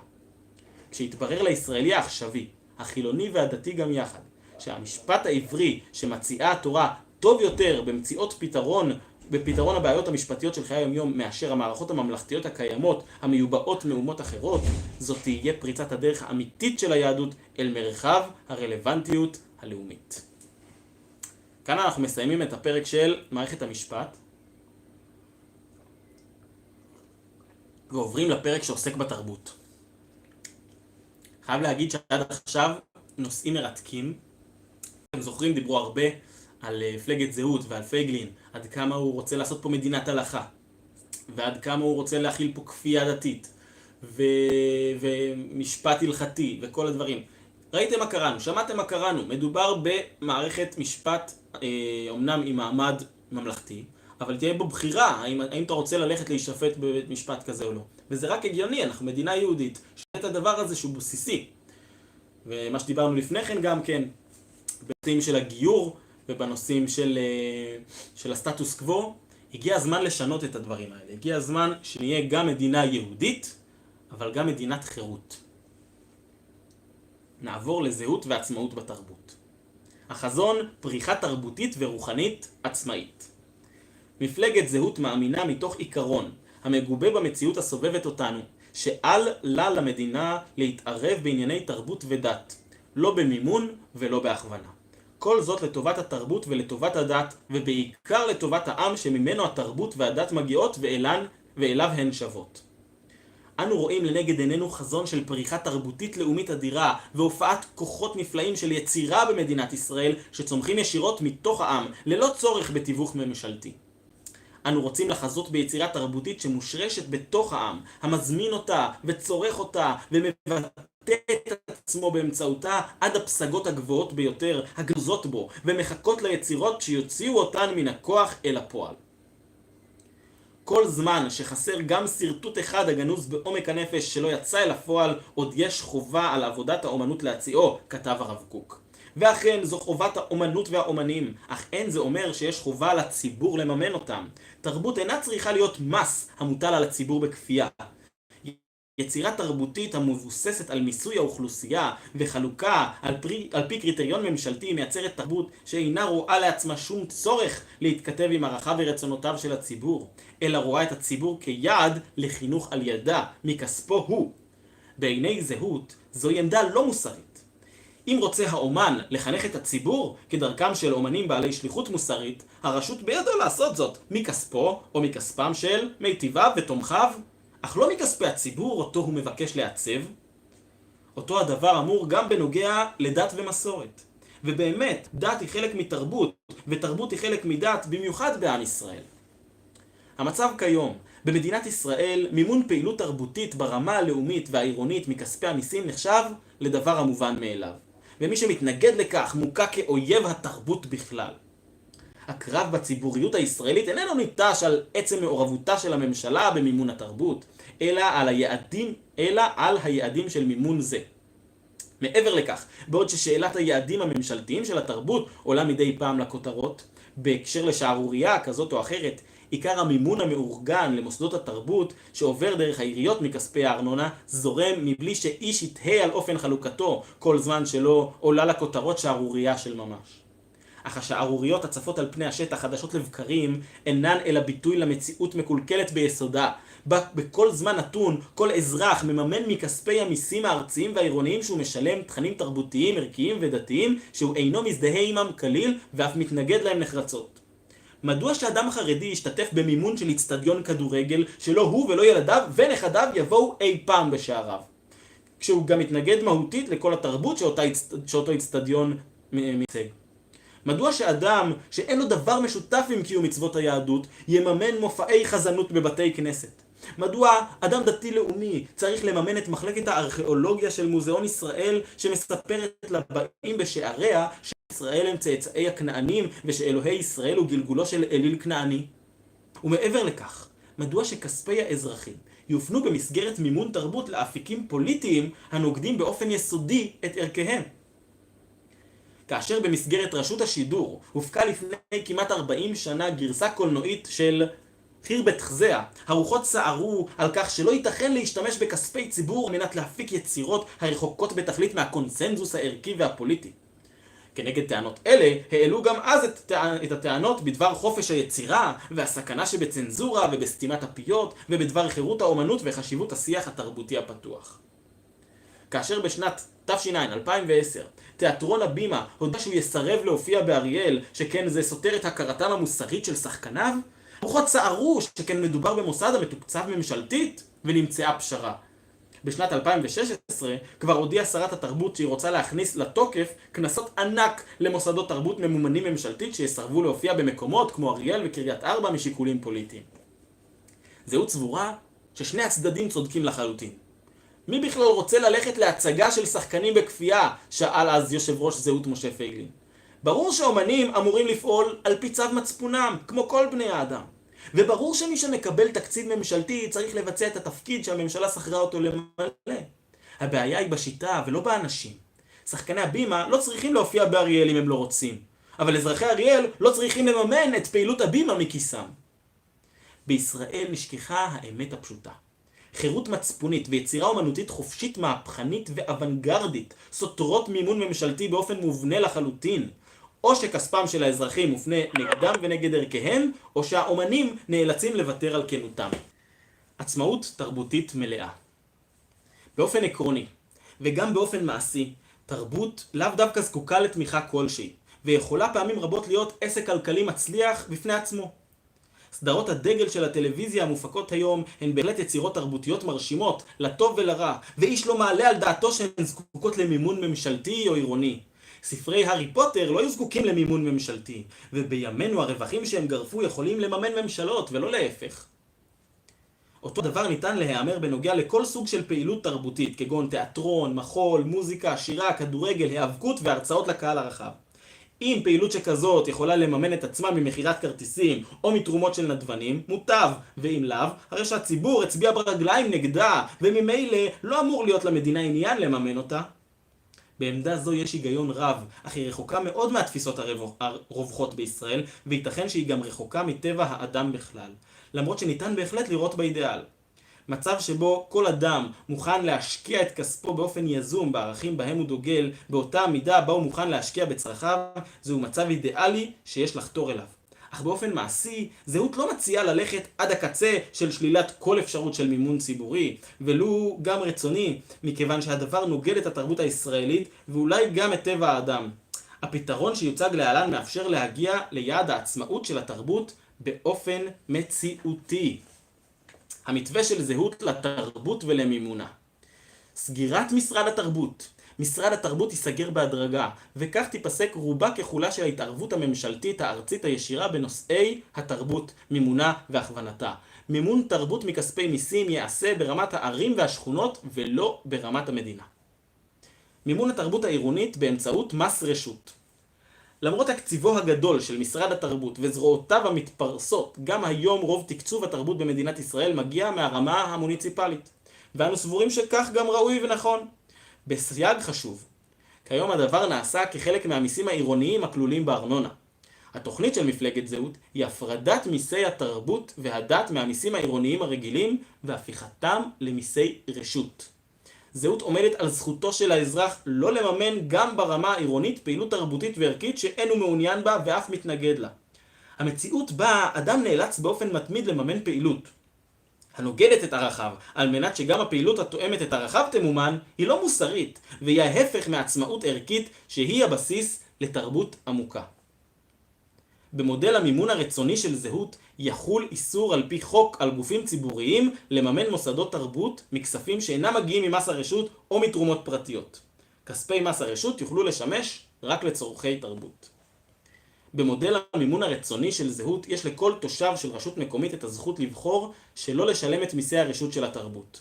הרשות המקומית היא זו שתקבע את גובה מס הרשות ותוכל אף לחלק אותו למספר מדרגות או לתת לכל תושב לשלם כרצונו. לרשות המקומית תהיה הזכות, אם תבחר להשתמש בה, להעניק שירותי תרבות כגון כרטיסים מסובסדים רק למשלמי מס התרבות. תהיה לה גם הזכות להשתמש בכספי מס הרשות לשירותי תרבות לתושבים שידם אינה משגת. אם התושבים לא יהיו מרוצים מהאופן שבו העירייה משתמשת בתקציב התרבות, הם יוכלו פשוט לא לשלם אותו. תרבות מתוך זהות ואחריות. במודל המוצע, התרבות המסובסדת בארץ תעלה על מסלול של חידוש הקשר עם הציבור. גם בפן האזורי שכונתי, המאפשר לשכונות שונות באופיין להשקיע את תקציב התרבות שלהן באופן שונה לחלוטין, אפילו בתוך גבולותיה של עיר אחת, וגם בפן הכלכלי היסודי, לפיו תרבות שהציבור לא יהיה מעוניין לממנה, לא תמומן, בניגוד לתרבות שהציבור כן מעוניין בה, שתקבל כפועל יוצא מכך את תמיכתו. קשר זה עם הציבור איננו דבר שלילי, המוני וירוד, כפי שמנסים להציג את הטענות בדבר זכותו של הציבור לא לצרוך את התרבות שהאומנים מציעים לו. הקשר של אנשי התרבות עם הציבור, המתבטא בנכונותו של הציבור לשלם לאמנים שלו, הוא היסוד של תרבות הצומחת מתוך זהות קיימת ומבטאת אותה. מדיניות זו היא גם הגשמה של עיקרון האחריות האזרחית. אחריות זו של האדם לדמותה של קהילתו, שמתבטאת בנכונות לשלם עבור עיצוב דמותה, היא בדיוק הערובה לתרבות חופשית באמת של חירות מתוך זהות, שהיא גם הבסיס לחיי משמעות וטעם שרק חיי תרבות יכולים להעניק לאדם ולחברה. פרק התרבות מעניין מרתק. מה שקראנו עכשיו, יחד עם מה שקראנו בפרקים קודמים על הבתי חולים, כל הסיפור של הבריאות ועל הסיפור של החינוך, ובהרבה מאוד תחומים, מפלגת זהות באה עם רעיון גאוני. רעיון גאוני. למה המדינה צריכה לממן, למה אני שמשלם למדינה מיסים, מממן בכסף שלי כל מיני דברים בתרבות שאני לא מעוניין בהם. צריך להפריט, זאת הדרך הכי גאונית, הכי פשוטה, שתעבוד כמטה קסם. קראנו את זה בפירוט וזה פשוט מדהים. מדהים. הנושא הבא שלנו היום, מימון הישיבות ומדעי הרוח. זה הולך להיות נושא מעניין. עכשיו בכותרות הרבה הסיפור של גיוס חרדים, לגיוס החרדים אני מאמין שעוד נגיע בהמשך, אבל הסיפור של מימון הישיבות, לזהות יש פה גם איזשהו רעיון מעניין, שווה להקשיב. מימון הישיבות ומדעי הרוח. שוויון, הכרה במציאות, חתירה לעצמאות. החזון. אחד הנושאים הלוהטים ביותר בשיח הציבורי הישראלי ב30 השנים האחרונות הוא מימון הישיבות. גישתה של זהות לנושא מורכב זה היא נגזרת של הגישה הכללית של הרחקת המדינה מהתערבות בנושאים תרבותיים, במקביל להכרה במציאות הקיימת בשטח, יחד עם השוואת עולם התורה לעולם מדעי הרוח. זהות רואה לנגד עיניה חזון של עולמות תורה ורוח עצמאיים, שאינם תלויים בחסד ממשלתי לא כספית ולא רוחנית, אלא מוצאים את מימונם בהון פרטי וקהילתי, הן של תלמידים ושומעים הבאים ללמוד, והן של ציבור המעוניין לתרום לקידום המטרות המגולמות במוסדות הלימוד והמחקר. כאשר עולם הרוח והתורה בישראל ישתחרר מהקן החמים של המימון הציבורי, גם התורה וגם הרוח ירוויחו, אך בעיקר ירוויח הציבור בישראל שיזכה לקטוף את הפירות האותנטיים של תרבות לאומית חופשית, תוססת ועצמאית, ובעיקר קשובה אליו ואל צרכיו. נזקי המימון. המימון הממשלתי למוסדות תורה ולמוסדות השכלה גבוהה בתחום מדעי הרוח גורמים לנזקים עמוקים מאוד שלא נובעים על ליבם של האנשים המקבלים מימון זה, אלא מטבע העולם, ובפרט מטבע ההשפעה של מימון ממשלתי, גם אם נדמה שהדבר נוח לכל הצדדים המעורבים. המימון הניתן לישיבות מצריך צבא שלם של פקחים וגורמים שנועדו לאכוף את הקריטריונים לזכאות.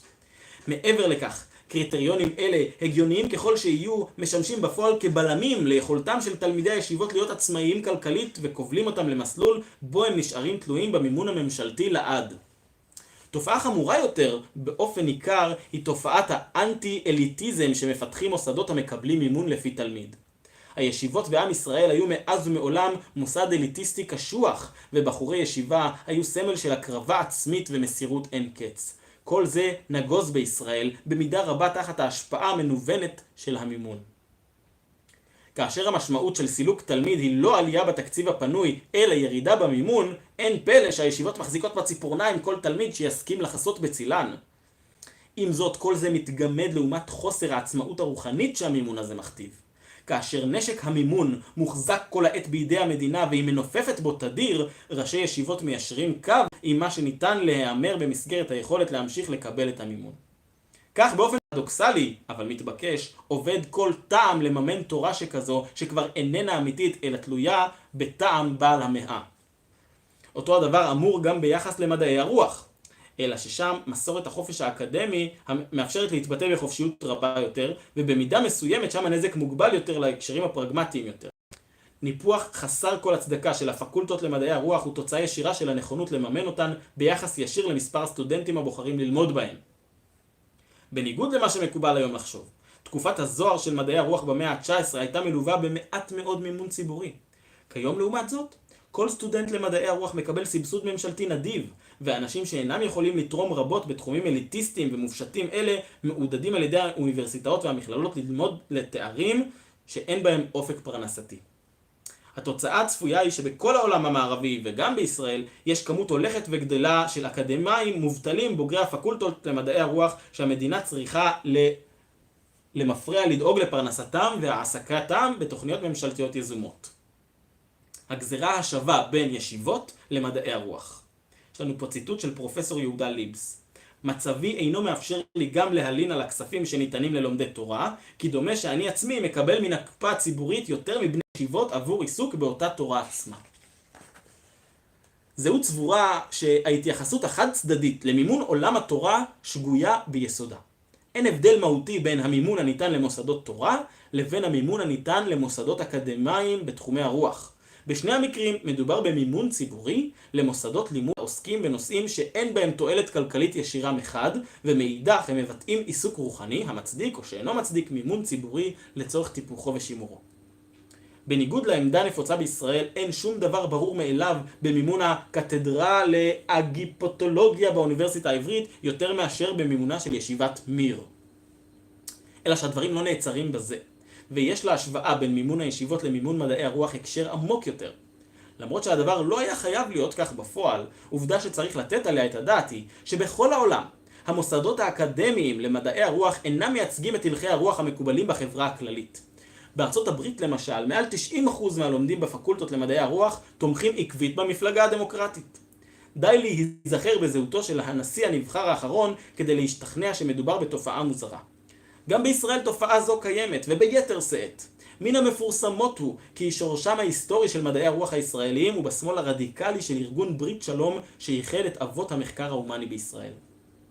מן המפורסמות גם שתופעה זו מתרחשת פחות בעולם המדעים המדויקים, שבו הפילוח של הדעות מייצג טוב יותר את פילוח הדעות המקובל בחברה.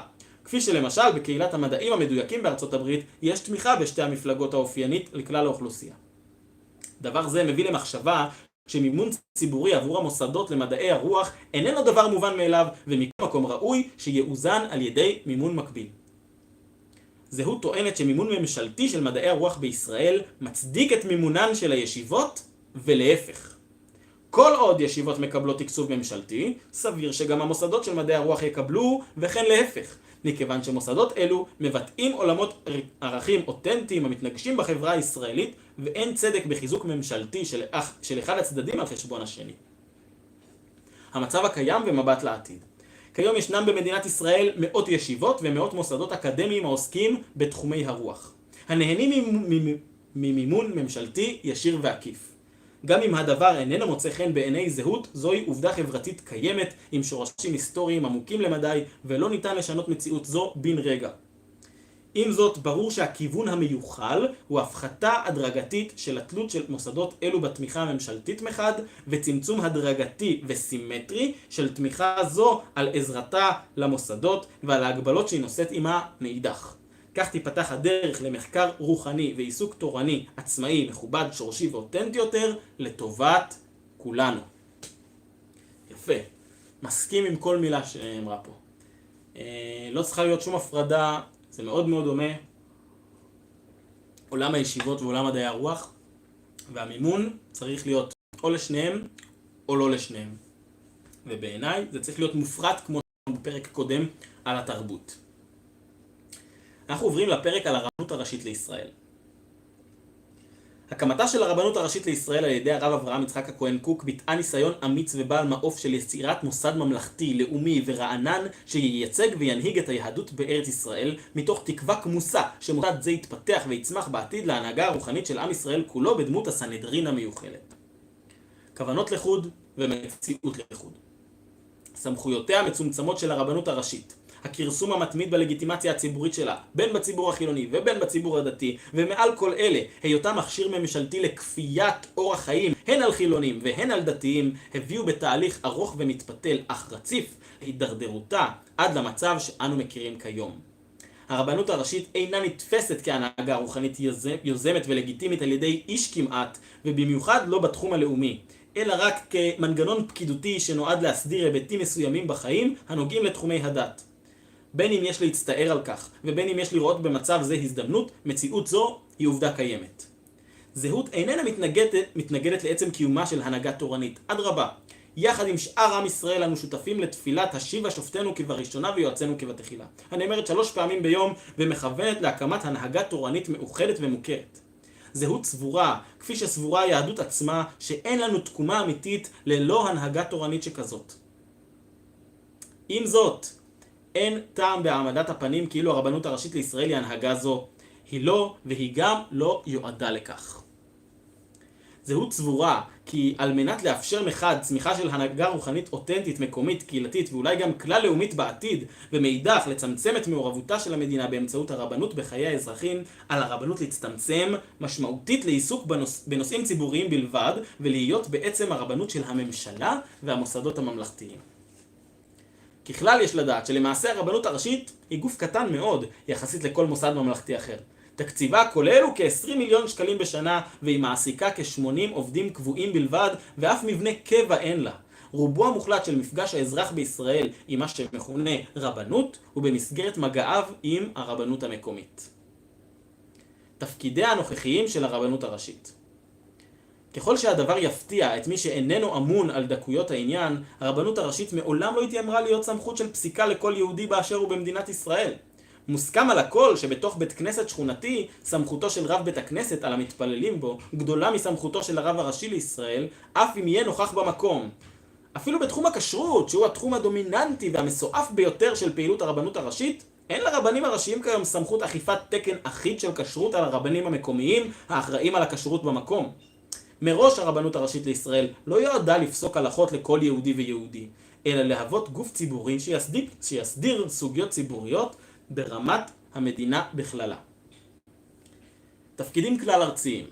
כחלק מהסטטוס קוו, בו הוחלט שפעילות הממשלה ומוסדותיה תהיה בהתאם להלכה בתחומי השבת והכשרות, הוטל על הרבנות הראשית התפקיד להגשים הצהרה זו בפועל.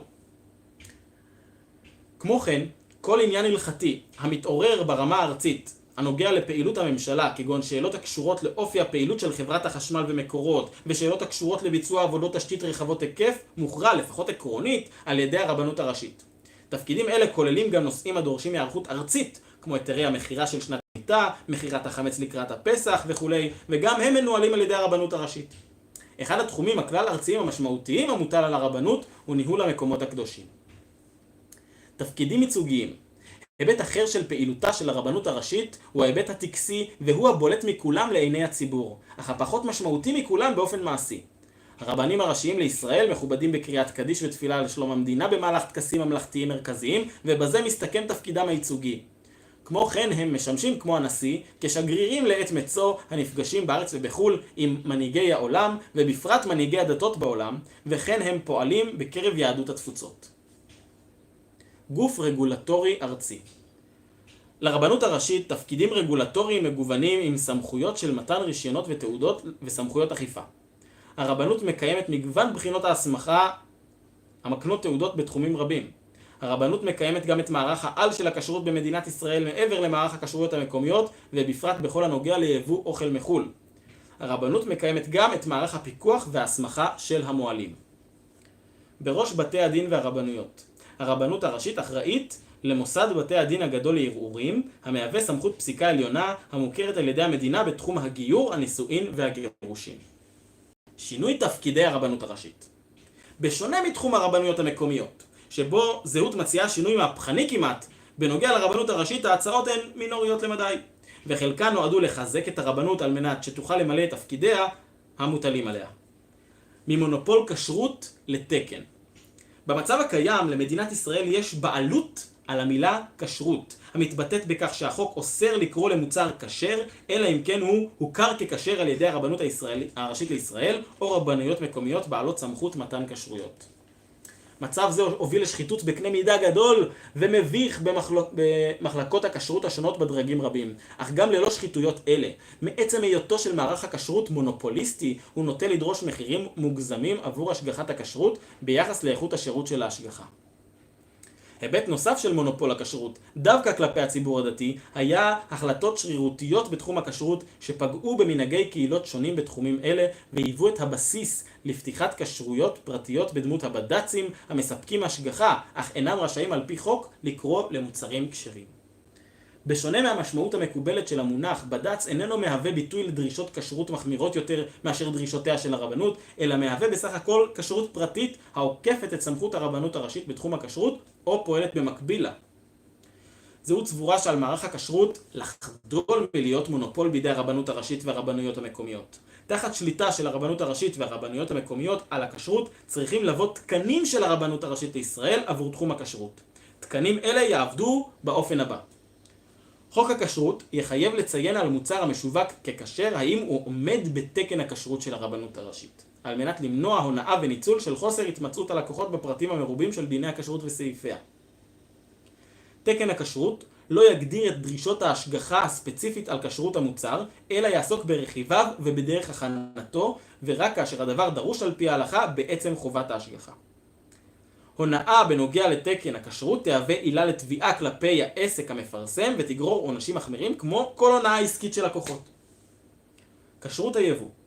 כמו בתחום הכשרות המקומית, כך גם בנוגע לכשרות המזון המיובא לארץ. תוסר המגבלה על יבוא מזון לא כשר לארץ בתחומים בהם מקיימת, ותחת החובה לאשר כל מזון המיובא לארץ ככשר על ידי הרבנות הראשית לישראל, תונהג חובת הדיווח על עמידה בתקן הכשרות של הרבנות. במידה והתברר שהמוצר לא היה כשר, האחריות הכספית על כך תושת על היבואן ולא על היצרן בחול, מה שיבטיח את דאגת היבואן לקנות מספקים אמינים בתחום הכשרות, שמוצריהם אושרו על ידי הרבנויות המקומיות בחוץ לארץ. כשרות וצער בעלי חיים. אחת התלונות הנשמעת רבות במדינת ישראל כנגד מערכי הכשרות קשורה לאכזריות כביכול, או שלא כביכול, הכרוכה בתנאים בהם נשחטים בעלי חיים, מובלים לשחיטה, או אף גדלים לקראתה וכיוצא בזה. הפיכת הפיקוח הממשלתי על הכשרות לתקן פותחת את הדרך בפני ארגונים ובתי דין המעניקים השגחת כשרות להחמיר בדרישותיהם בתחום צער בעלי החיים ולדרוש מלקוחותיהם לעמוד בדרישות אלו לצורך קבלת הכשריהם.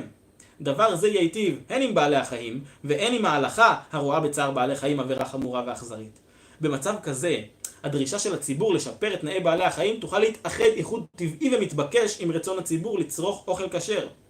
חיבור טבעי מכיוון שחלק גדול מדרישות הכשרות מראש, כגון איסור הטרפה, עוסקות ולו בעקיפין במניעת אכזריות כלפי בעלי החיים במהלך חייהם, ותנאי הגידול התעשייתיים המודרניים מזמינים החמרה נוספת בכך.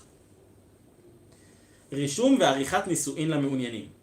עם ביטול רישום הנישואין יופסק ההכרח לבוא במגע עם הרבנות הראשית והמקומית בכל הנוגע לנישואין.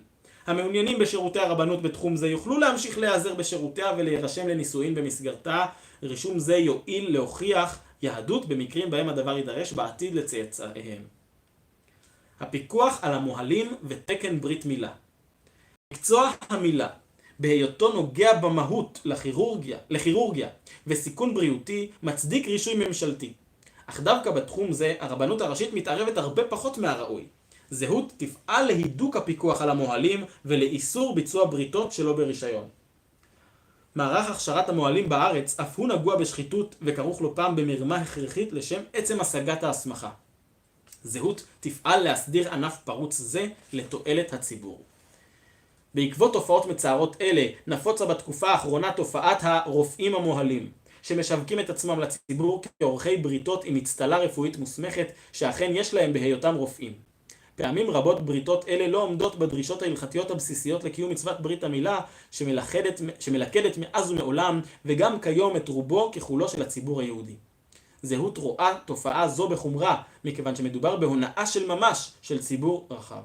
גם בתחום ברית המילה הרבנות הראשית תוכל לקבוע תקן שכל מי שישווק את עצמו כמוהל יצטרך לציין האם הוא עומד בו או לא, כפי שזהות מציעה בתחום הכשרות ועריכת החופות. לקראת שמיטה ממלכתית. מצוות שמיטת הארץ היא אחד היסודות החיים הלאומיים של עם ישראל בארצו על פי היהדות. וקשה להפריז בערכה בעיניים יהודיות, אחרי שהתורה בעצמה הגדירה אותה כיסוד הברית עם עם ישראל בארץ ואת הפרתה כמעשה הגורר גלות וחורבן. מזה 100 שנים הדרך העיקרית להתמודד עם חובת קיומה של מצווה זו הייתה מעקפים הלכתיים שנועדו לאפשר קיום חיים תקינים תוך הימנעות טכנית מהפרה מפורשת של הלכות השמיטה. זהות סבורה שמצוות השמיטה איננה ניתנת ליישום של ממש אף באופן פרטי ללא הערכות בקנה מידה ממלכתי.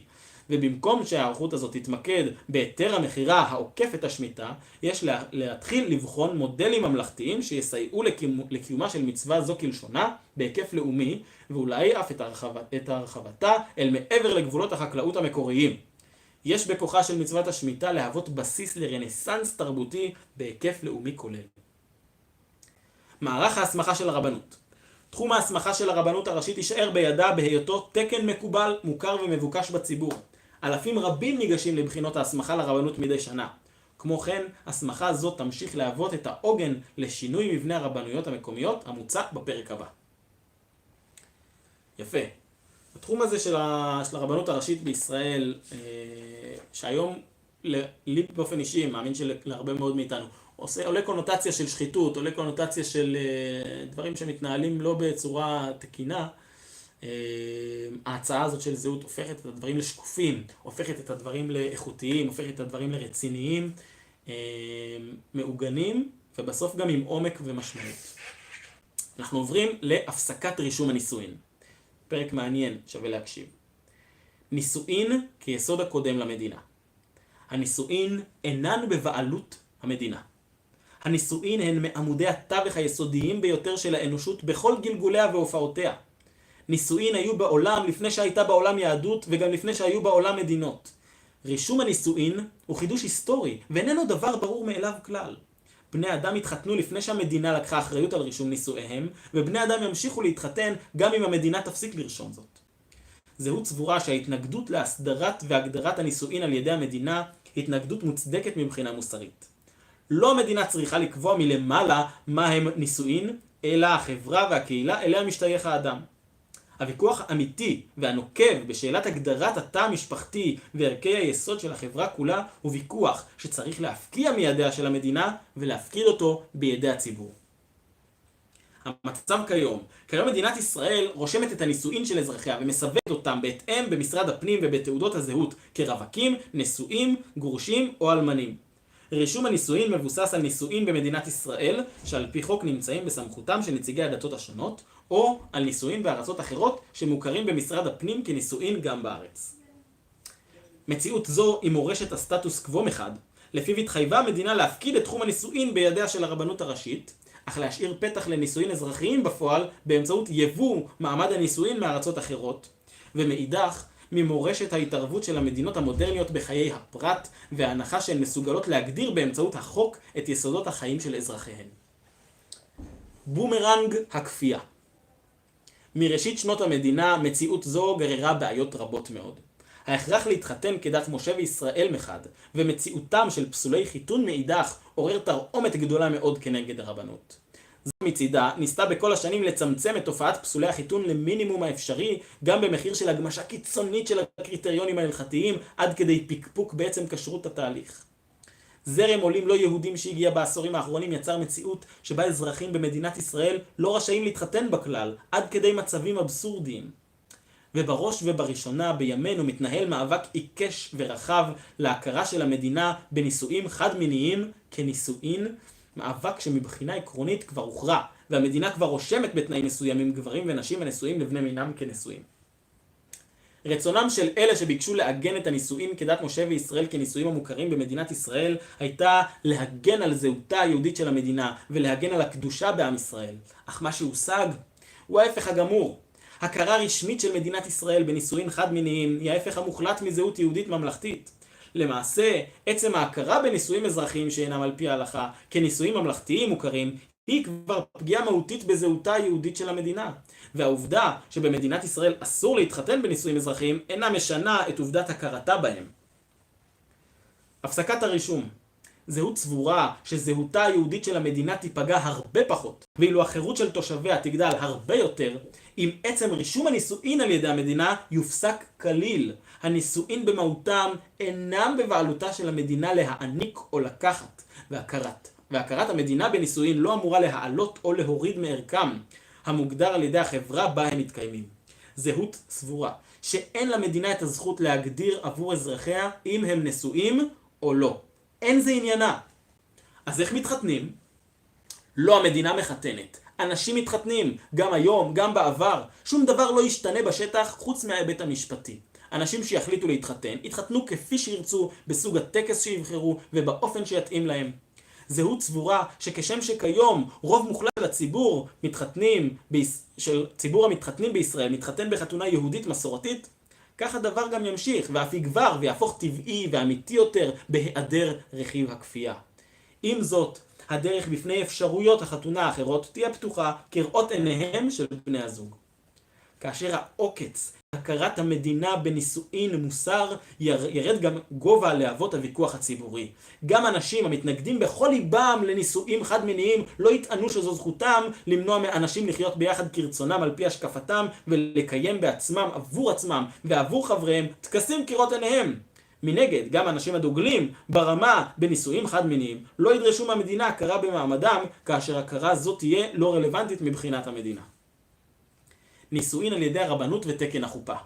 הרבנויות המקומיות בדמות בתי הדין יוכלו להמשיך להציע לציבור לערוך חופות, אך ללא המונופול החוקי השמור בידן כעת. כל מי שירצה יוכל חוקית לערוך חופות ולהתחרות בחופות אלו.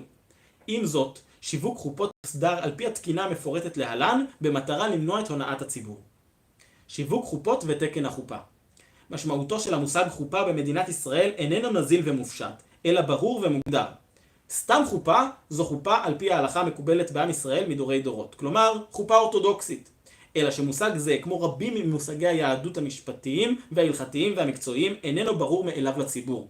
על מנת למנוע הונאה ושימוש לרעה בחופש החדש, הרבנות הראשית תגדיר תקן הלכתי של חופה. תקן זה יגדיר את הנדרש מעורך החופה על מנת שהחופה שלו תעמוד בקריטריונים של חופה, על פי ההלכה היהודית המקובלת. התקן הזה לא יהיה כפוי ולא יהווה תנאי לביצוע החופה.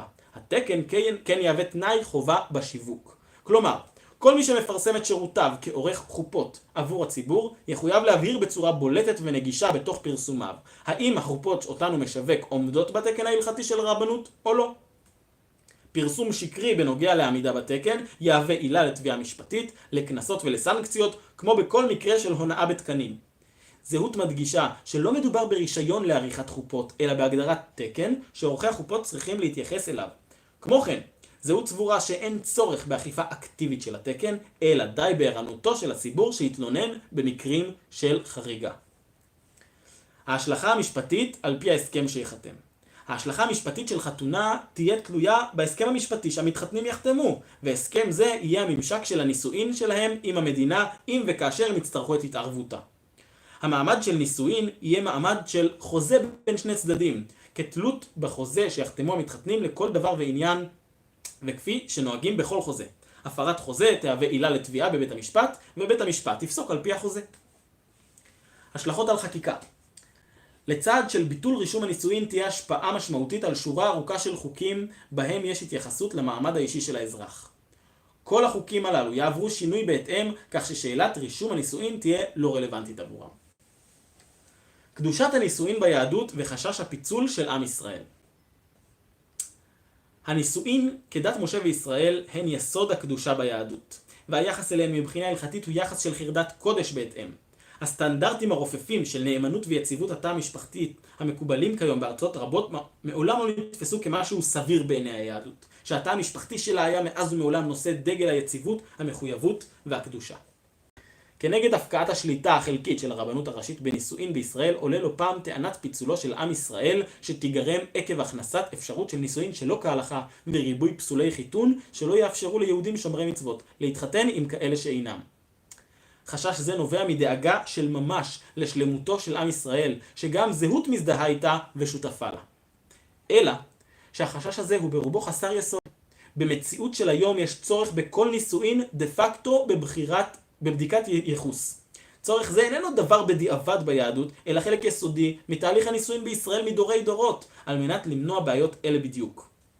כמו כן, נישואין שלא בחופה וקידושים אינן גורמים לילדים להיות פסולי חיתון, אלא אם כן מדובר בנישואין עם כאלה שאינם יהודים. ההצעה של זהות תגרור בעיקר חזרה פשוטה למציאות הקלאסית של נישואין בעם ישראל. הרוב שיבחר ככל הנראה בנישואין על פי ההלכה יידרש על ידי בית הדין שעורך את החופה או בחופות על פי התקן להציג כתובות של ההורים ולהביא ידי רווקות כמקובל. בהיעדר כתובה של ההורים יתבצע תהליך ברור יהדות שבסופו המוצלח לא תהיה מניעה לעריכת החופה. לעומת זאת, יהודי שיבחר להתחתן עם יהודיה שלא במסגרת חופה וקידושין לא יגרום לילדיו להיות פסולי חיתון כלל, אלא כפי שקורה היום לכל הנשואים אזרחית וילדיהם, ובפרט לרוב המוחלט של עולי ברית המועצות לשעבר. מה אנחנו מרוויחים? חירות. הרווח המרכזי לאזרח בישראל הוא שהמדינה מפסיקה להיות צד בשאלת מהי משפחה. השאלה הזו שהיא תשתית החברה כולה, ובפרט תשתית היהדות, תוכרע על ידי החברה הישראלית ובפרט על ידי היהודים עצמם, ללא אפשרות להפעיל את המדינה כמכשיר כפייה לאחד הכיוונים. כמו כן, יש לציין בצער שמערך עריכת החופות, כמו כל מערך מונופוליסטי, נהיה נגוע לא פעם בשחיתות ובעצלות בירוקרטית, מבלי להכליל. תופעה מצערת זאת היא אחד הגורמים העמוקים ביותר של אנטיגוניזם ושנאה כלפי היהדות, ובפרט כלפי היהדות הממוסדת. כל זאת, במקום שהנישואין כדת משה וישראל יהפכו להיות עוגן טבעי, משמח ויסודי לזהות היהודית של הציבור היהודי, ורובו ככולו. זהות סבורה בנוגע לחתונה, כמו בשאר התחומים שבהינתן החירות לציבור לבחור, הציבור יבחר בזהות היהודית השורשית שלו וימשיך לדבוק בה מבחירה ואהבה. שינוי מבנה הרבנויות המקומיות. בתי דין עצמאיים במקום רבנויות ממומנות. רבנות מקומית הייתה בעם ישראל מאז ומעולם. רבני ישראל הובילו את קהילות ישראל לאורך הדורות ומסרו את נפשם כמשל ופעמים רבות גם כמציאות על שלומם הפיזי והרוחני של קהילותיהם. הודות לשושלת הרבנים הנמשכת מימי משה רבנו ועד היום, עם ישראל עבר את כל מה שעבר והגיע עד היום הזה. עם זאת, המציאות הקיימת שונה מאוד מהתמונה ההיסטורית האידיאלית שתוארה כאן. מוסד הרבנות המקומית הידרדר ולעיתים דורדר הרבה מאוד שלבים עד שהוא הגיע אל המצב שבו אנחנו פוגשים אותו היום, והמציאות הזו מצדיקה ומזמינה שינויים יסודיים במבנהו. בתי דין תחילה. המושג של רב של מקום, שאיננו העומד בראש בית הדין המקומי, הוא תופעה חדשה מאוד בעם ישראל. הרב הקלאסי שידעה היהדות ב2000 השנים האחרונות, למעט התקופה האחרונה, היה כמעט ללא יוצא דופן אב בית הדין של מקומו, וכל שאר התפקידים שמקובל היום לזהות כתפקידיה ותחומי אחריותה של הרבנות, הסתבכו אל תפקידו העיקרי בתור ראש בית הדין המוסמך לשפוט ולתקן תקנות. מציאות זו הינה הפוכה היום במדינת ישראל כתוצאה מתהליך חקיקתי ותרבותי זוחל שנמשך כבר כ-250 שנה מאז האמנציפציה, שבמסגרתה איבדו בתי הדין של הקהילות את תוקפם. כיום רבים מאוד מהרבנים אינם מוסמכים כלל לדיינות, ועצם מושג הדיינות והרבנות הופרד עד כדי כך שמצויים בפועל רבנים שאינם דיינים ודיינים שאינם רבנים, מציאות שקשה היה לדמיין בעבר. בנוסף לכך, אי ההכרה במשפט העברי במדינת ישראל הובילה לכך שאין כמעט שום משמעות למוסד הדיינות חוץ מאשר במקרים המצערים של גירושין. זהות סבורה שהשינוי במבנה הרבנות המקומית צריך להתחיל בנקודה היסודית ומהופכת זאת. העוגן של הרפורמה המוצעת הוא ההכרה במשפט העברי המפורטת בפרק העוסק בשער זה. בתי הדין שיקום במסגרת ההכרה הזו יחליפו את הרבנויות המקומיות הקיימות. מימון בתי הדין ממס רשות. כמו בנושא התרבות, גם נושא הרבנות צריך להיות ממומן ממיסי רשות מקומיים בלבד, כלומר להיות תלוי בנכונות הציבור לממן מוסד זה ואת שירותיו המוצעים לו. במציאות שבה הציבור לא יחויב לשלם על תיאטרון ועל כדורגל, הוא גם לא יחויב לשלם על משרת רב העיר. בחירת רב העיר. רב העיר ייבחר על ידי הציבור שיבחר לשלם את מיסי הרשות של הרבנות ולהביע בכך את רצונו לקחת חלק פעיל בחיים היהודיים הדתיים בעיר. הרב ייבחר מתוך רשימת מועמדים שתורכב על ידי רבני השכונות בעיר בלבד, על ידי כלל הציבור, כפי ההלכה וכפי שהיה נהוג בקהילות ישראל בעבר. רק בעלי הסמכה לרבנות מטעם הרבנות הראשית לישראל יוכלו לכהן בתפקיד זה. רב זה, כשיבחר, יהיה חבר בבית הדין העברי הממלכתי בעיר, ויגבש יחד עם רבני השכונות את הרכב בית הדין כולו. רב העיר יהיה כמובן אחד וישרת את כל תושבי העיר בשווה ללא קשר להשתייכותם העדתית. דבר זה יאפשר להנהגה רוחנית של ממש לצמוח, דבר שכמעט לא אפשרי במציאות בה כל תקן רבנות הוא כפול. רבני השכונות. רבני השכונות ייבחרו על ידי תושבי השכונות עצמם בלבד, מתוך מועמדים שיציגו את עצמם, ומשכורתם תשולם על ידי מיסי הרשות הנאספים בשכונתם בלבד. חלוקת השכונות בהקשר לבחירות אלה תיקבע על ידי העירייה, בדומה לחלוקת השכונות המוצגת בפרק הקהילתי במצע. גם בתפקיד זה יוכלו לכהן רבנים המוסמכים לרבנות על ידי הרבנות הראשית לישראל בלבד. שירותי הדת בעיר. על פי ההלכה סמכויות הכשרות, עריכת חופות וכיוצא בזה עניינים דתיים אמורים להיות מסורים ובלעדיים לבית הדין המקומי. עם זאת, זהות לא רואה מקום לכפיית חובה הלכתית, זאת על הציבור הכללי, כשם שאין זה עניינה של המדינה לכפות חובות הלכתיות אחרות, ובפרט מכיוון שאף בקרב הציבור הדתי אין הדבר מתקיים במציאות. בית הדין שיורכב יהיה רשאי לעסוק במתן שירותי דת ובארגון החיים היהודיים בעיר, אך ללא בלעדיות מובטחת בחוק בתחומי הכשרות ועריכת החופות. תחומים עירוניים מובהקים כמו עירוב, נהלים לשמירת השבת על ידי גופי העירייה, שנת השמיטה וכן הלאה יופקדו על ידי העירייה בידי בית הדין. במצב שבו בית הדין ייבחר על ידי הציבור, ימומן על ידי הציבור וייצג את הציבור בעיר המוכן לממנו, ממילא סביר להניח שהציבור שבחר לממן אותו גם יכיר בסמכותו ויבחר גם להשתמש בשירותיו של בית הדין המקומי בתחומי הכשרות והנישואין. וכאן אנחנו מסיימים את השער השלישי, שער יהדות, תרבות ומדינה. שער מרתק זה היה, שעסקנו בו בסטטוס קוו, עסקנו בו בגיור, עסקנו בו בחוק השבות, עסקנו במערכת המשפט העברית, עסקנו בתרבות, בישיבות, מדעי הרוח, הרבנות הראשית לישראל, רישום הנישואין, מלא נושאים, מאוד מאוד מעניין. מי שלא הספיק לצפות מוזמנים לחזור בשידור החוזר שתכף יעלה בערוץ. ביום ראשון הבא, בשעה 8 בערב, אנחנו נעבור לשער הרביעי, התוכנית הכלכלית. מפלגת זהות באה עם מצע מפורט, עם מצע שלם שמקיף את כל תחומי החיים. אנחנו שבוע אחרי שבוע רואים איך בכל תחום רעיונות גאוניים, רעיונות פשוטים, רעיונות ברורים באים ומפורטים לציבור בצורה הכי מהפכנית וסטארט-אפית נקרא לזה שאפשר לדמיין. תודה לכם שהייתם איתי, תודה על התגובות, תודה על הלייקים, תודה לכל החדשים שנרשמו לערוץ. מי שעוד לא נרשם, זה הזמן להירשם. נתראה שבוע הבא, שיהיה לכם חג שמח.